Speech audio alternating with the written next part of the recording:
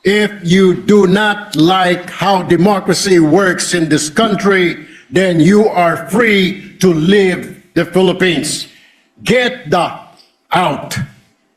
Mr. President, kung hindi nila gusto kung paano gumagana ang demokrasya sa ating bansa, malinaw po ang sagot. Layas. May we recognize Senator Erwin Tulfo as well for his privileged speech. Senator Erwin Tulfo is recognized.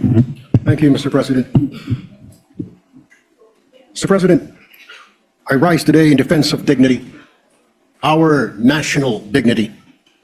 Spokesperson of the Chinese embassy recently lectured Filipinos and worse, Philippine officials on the limits of freedom of speech.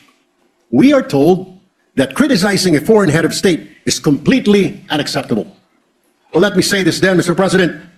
If you do not like how democracy works in this country, then you are free to leave the Philippines. Get the out.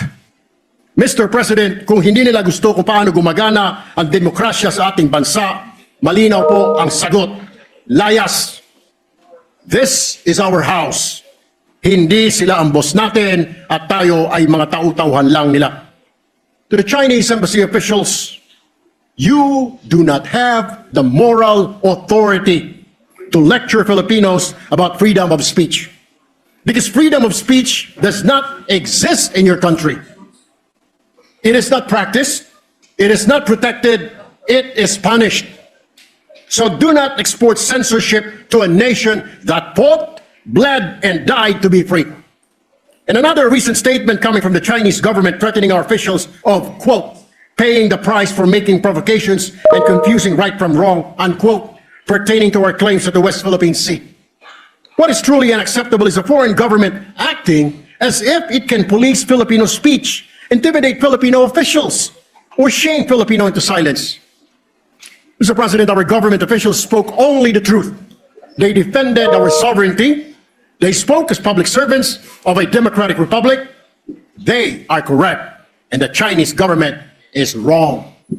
Wala silang karapatan na punahin ang malayang pagpapahayag sa ating bansa. Dahil sa kanilang bansa, walang tunay na freedom of speech. Mga kritiko ikinukulong at misteryosong namamatay pa. Ang mga mamahayag, pinapatahimik, opinyon, kinokontrol, tulad po nangyayari doon sa Hong Kong kung ilang kritiko nila ay kinulong na. Let us be very clear, Mr. President. The West Philippine Sea is ours. Our officials have the right and the duty to speak about aggression against our nation. And Filipinos, Mr. President, will not whisper in their own house just to avoid offending a foreign power, particularly China. No, no, no, Mr. President. We do not take lessons on democracy from a government that jails critics. We do not take lectures on free speech from a system that suppresses it. Our house, our terms, Mr. President. Respect is not demanded, it is earned, and it is mutual.